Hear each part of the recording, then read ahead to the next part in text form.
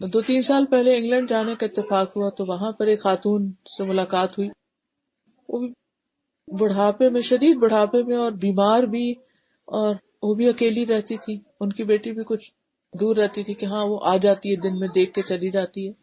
تو یہ بہت سے لوگوں کا ایک مسئلہ ہے. پچھلے دنوں درس میں کسی سے ملاقات ہوئی تو وہ کہہ رہی تھی کہ یہاں پر جو بوڑھے لوگ ہیں بہت مشکل ہے ان کی زندگی. تو تفصیل بتانے لگی کہ کہتی ہے میں نے والنٹیئر کیا تھا ایک کسی آرگنائزیشن کے ساتھ. تو وہ پہلے ہمیں ٹریننگ دیتے ہیں کہ ان کے پاس کیسے جانا ہے اور ان سے کیا باتیں کرنی ہے اور ان کے ساتھ کس طرح کی ڈیلنگ کرنی ہے. تو کہتے ہیں کہ جب وہ ہماری ڈیوٹی بھی لگتی ہے تو صرف 6 مہینے کا ٹائم ان کو ملتا ہے، کیونکہ کلائنٹس اتنے زیادہ ہیں، اتنے لوگ ہیں کہ جن کو اور کچھ نہیں، صرف کمپنی چاہیے تھوڑی دیر کہ کوئی روز ان کو وزٹ کر لے اور ان کا حال چال پوچھ لے اور یہ دیکھ لے کہ دوا کھائی ہے یا نہیں کھائی.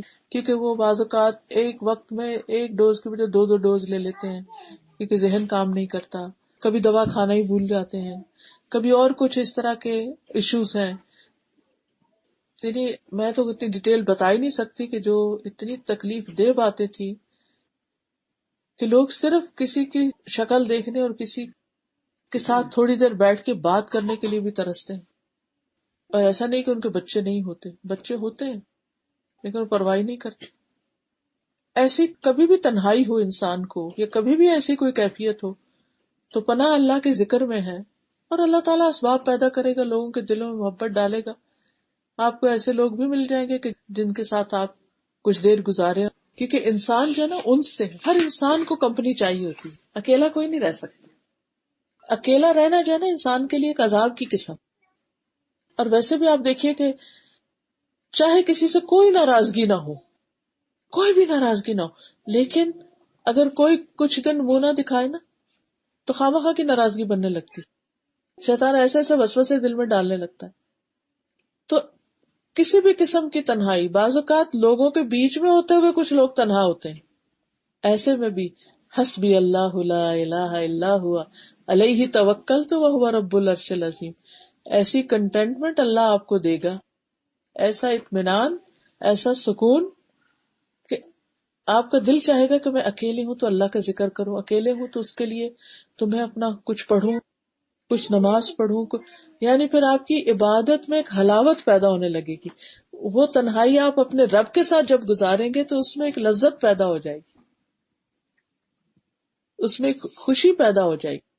تو یہ جو لوگوں کا اعراض ہے اور لوگوں کی طرف سے جو توجہ کا نہ ہونا ہے، تو اس کا حل بھی یہی ہے، حسبی اللہ لا الہ الا ہوا علیہ توکلت وہو رب العرش العظیم.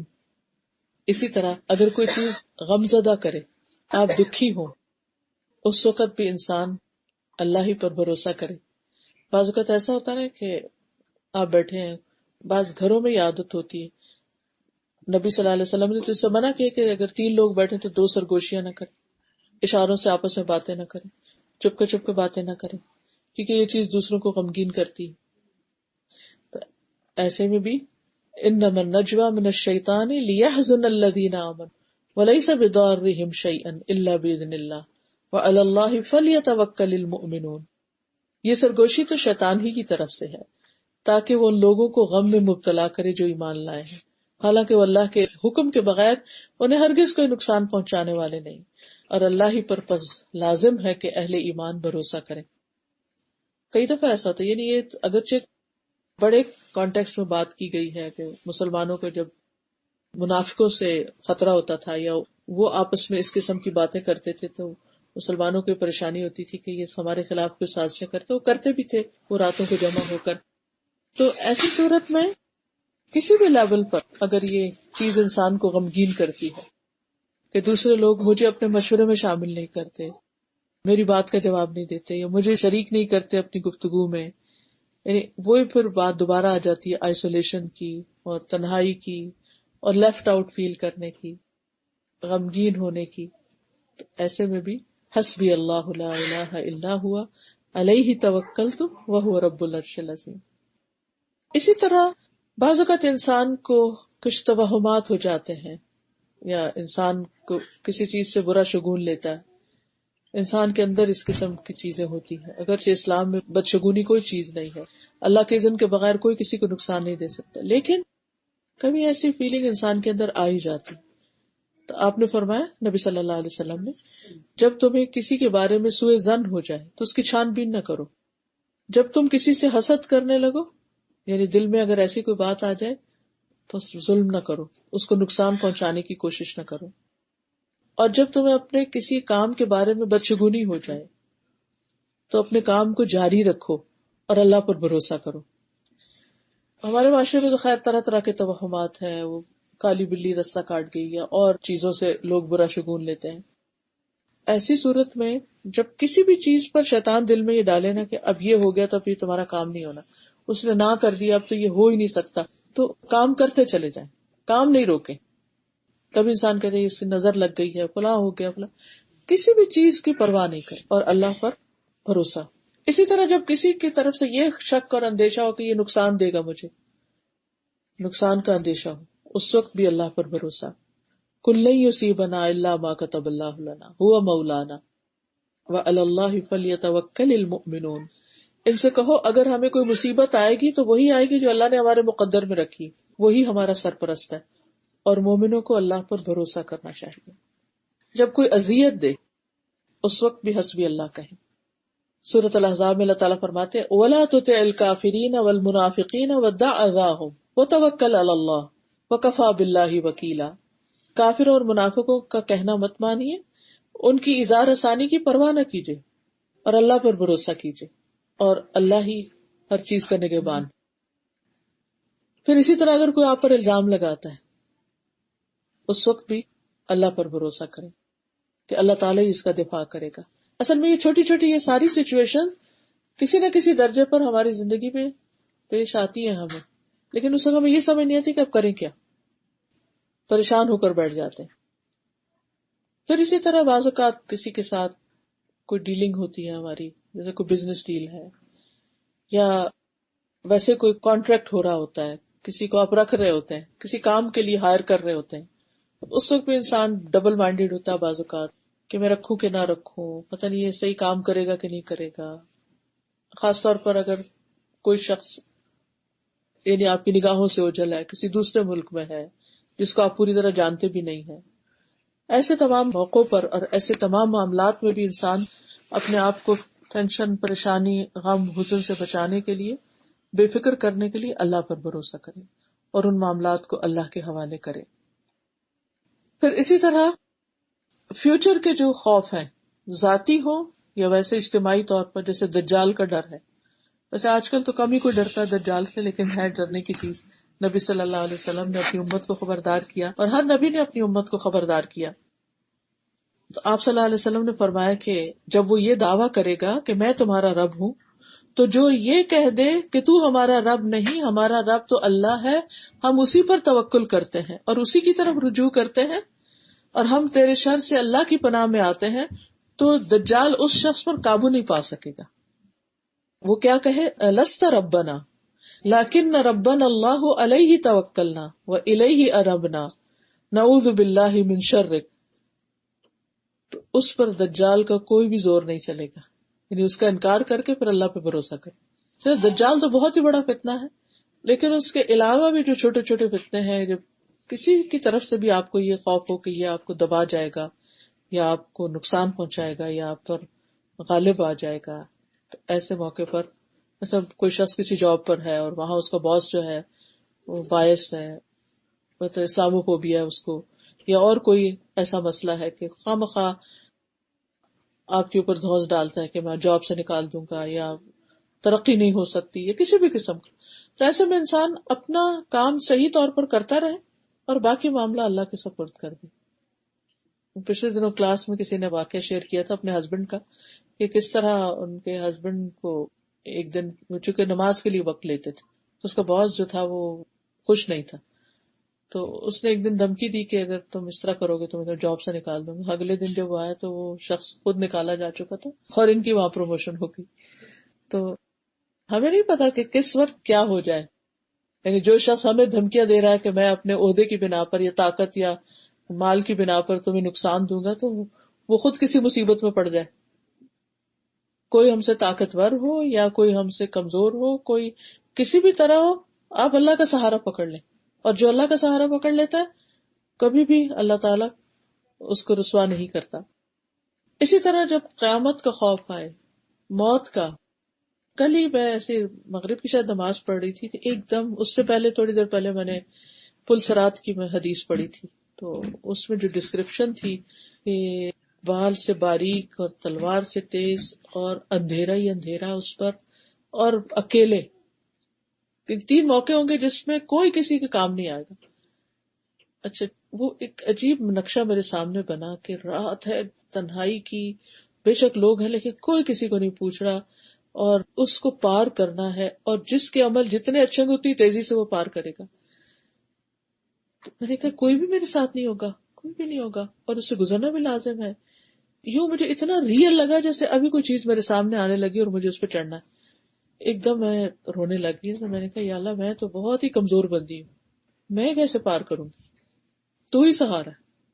اسی طرح قبر کا اکثر خیال آتا ہے نا، سبھی کو آتا ہوگا. موت تو کسی وقت بھی آ سکتی. تو میں اکثر کبھی کسی سے پوچھتی رہتی اچھا یہاں قبریں کیسی ہوتی ہیں، مٹی کیسی ہے، کیونکہ اکثر لوگ کہتے ہیں کہ یہاں کی جو مٹی ہے وہ گیلی ہوتی ہے نا. کیونکہ میں جب برف بہت پڑی نا پچھلے دنوں، یہ کہہ رہی تھی کہ قبرستان میں بھی پڑ گئی ہوگی نا اسی طرح، قبریں برف کے نیچے دبی ہوئی ہوں گی، اور وہ وہاں سے اٹھانی کس نے ہے، وہ تو سارا پانی اندر ہی جائے گا. تو ٹھیک ہے تابوت کے اندر ہی ڈال کے دفناتے ہیں، لیکن بہرحال ایک چاہے بندہ کی روح کہیں اور ہو، اسے ہوش ہو نہ ہو، لیکن ایک جسم تو ہمارا ہوگا نا اس زمین کے اندر، یہاں ہے یا وہاں ہے، اللہ ہی جانتا ہے کہاں ہے. اللہ اچھے نیک لوگوں کا مرنے کے بعد بھی ساتھ دے. لیکن تو اس وقت بھی کون ساتھ ہوگا؟ کوئی بھی نہیں. پھر کیا کہنا چاہیے؟ حسبی اللہ و نعم الوکیل، اللہ تیرا سہارا، تیرا بھروسہ، تو راضی ہے. یعنی چاہے قبر کے اندھیرا ڈرائے یا موت ڈرائے، موت کے وقت کون ساتھ دے؟ کوئی ڈاکٹر کام آ سکتا ہے؟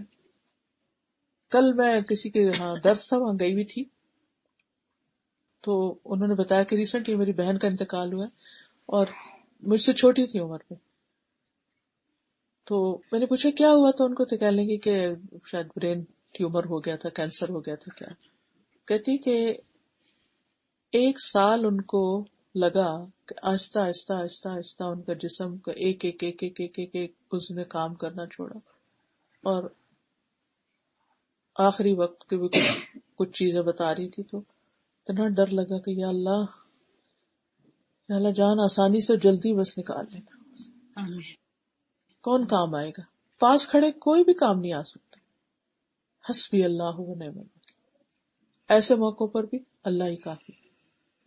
یعنی جہاں جو چیز بھی مشکل لگے، دنیا کی یا آخرت کی، نبی صلی اللہ علیہ وسلم نے فرمایا میں کیسے خوش رہ سکتا ہوں، ادھر سور پھونکنے والا فرشتہ اپنے منہ میں سور لے چکا ہے، اس نے اپنی پیشانی جھکا دی ہے، اپنا کان لگا دیا ہے، وہ دیکھ رہا ہے کہ کب اس کو حکم دیا جائے گا. تو مسلمانوں نے کہا اللہ کے رسول ہم اس وقت کیا کہیں؟ آپ نے فرمایا یہی کہو حسبنا اللہ و نعم الوکیل، علی اللہ توکلنا، اللہ ہمیں کافی ہے، بہترین کارساز ہے، اور ہم نے اسی پر بھروسہ کیا ہے. تو اچھا اس کا مطلب کیا ہے کہ رب ہمارے لیے کافی ہے اور اسی کے اوپر ہم بھروسہ کرتے ہیں؟ تو رب کی کفایت جو ہے وہ 2 طرح کی، ایک عام ہے، ایک خاص ہے. عام کیا ہے؟ جیسے دنیا کے سارے معاملات میں اللہ سبحانہ تعالیٰ کا کافی ہونا، یعنی دین اور دنیا کی جتنی بھی پریشانیاں ہیں اور جتنی بھی چیزیں ہیں جس میں انسان خوف زدہ ہوتا ہے، فکر مند ہوتا ہے، تو ان سب کے معاملے میں نقصان سے بچنا اور فائدے کا حاصل ہونا، اس کا مالک اللہ کو سمجھے. یعنی ہر مشکل اور ایون ہر فائدے کی جگہ جو ہے اس میں یہی سمجھے کہ اگر یہاں سے فائدہ ہوگا تو یہ اللہ ہی دے گا، اور اگر یہاں سے نقصان ہے تو اس سے بچائے گا بھی اللہ. تو یہ کفایت عام ہوتی. یعنی اللہ سبحانہ تعالیٰ کا بندوں کو ان تمام چیزوں میں کفایت کرنا جو انہیں ان کے دین اور دنیا کے معاملے میں پریشان کریں، جیسے فائدے کا حصول اور نقصان کا دور ہونا. پھر ایک خاص کفایت ہوتی ہے، اور خاص کفایت جو اللہ کے متقی اور متوکل بندوں کو حاصل ہوتی ہے، ٹھیک ہے، جس کے ساتھ اللہ ان کے دین اور دنیا کو درست کرتا ہے. جیسے شروع میں نے کہا تھا نا، یا ایھا النبی حسبک اللہ ومن اتبعک من المؤمنین، اللہ تعالیٰ آپ کو بھی کافی ہے اور آپ کے پیروکاروں کو بھی کافی ہے. وہ کون سا ایسا خاص بندہ ہوتا ہے کہ جس سے رب کافی ہو جاتا ہے؟ جو اس کی عظمت کو پہچانتا ہے، جو اس کی طاقت کو سمجھتا ہے، قوت اور قدرت کو جانتا ہے. دیکھیے اللہ تعالی کا بندے کے ساتھ معاملہ بندے کے گمان کے مطابق ہوتا ہے. جس درجے کا ہمارا اللہ سے تعلق ہے اسی درجے کی مدد آئے گی. جتنا زیادہ ہم اس کو پہچانتے ہیں، جتنا زیادہ اس پر بھروسہ ہے، اتنا ہی زیادہ وہ ہمارے معاملات کو سنبھالتے ہیں. ہمارا بھروسہ کم ہے تو کم، زیادہ ہے تو زیادہ. اچھا، اسی طرح یہ معاملہ جو ہے نا اللہ تعالیٰ کے ساتھ صرف دنیا میں نہیں ہے، وہ آخرت میں بھی. آپ کو پتا ہے کہ اللہ تعالیٰ کا دیدار مومنوں کو ہوگا، لیکن کیسے؟ سب کے لیے ایکول نہیں ہے وہ دیدار. ہر ایک کے درجے کے مطابق اس کو دیدار نصیب ہوگا. جو جتنا مقرب ہوگا، جو جتنا زیادہ نیک اعمال کرنے والا ہوگا، اس کے جو دیدار کی جو لذت ہے اور جو دیدار کا مقام ہے وہ اتنا ہی زیادہ. اس میں ایک چھوٹی سی مثال سے یوں سمجھے کہ جیسے دنیا میں آپ دیکھیں کہ جس کی جتنی مہنگی ٹکٹ ہوتی ہے نا وہ اتنا آگے بیٹھتا ہے نا فرنٹ رو میں، تو وہ جس طرح کسی بھی سین کو دیکھتا ہے وہ دوسرے تو نہیں دیکھ پاتے. تو ہر ایک کا معاملہ مختلف ہے رب کے ساتھ. ہم میں سے ہر ایک کے ایمان کا درجہ مختلف ہے، یقین کا درجہ مختلف ہے، توکل کا درجہ مختلف ہے. جو جتنی زیادہ اللہ کی قدر پہچانے اتنا ہی زیادہ اللہ کا معاملہ اس کے ساتھ بہتر ہوتا ہے.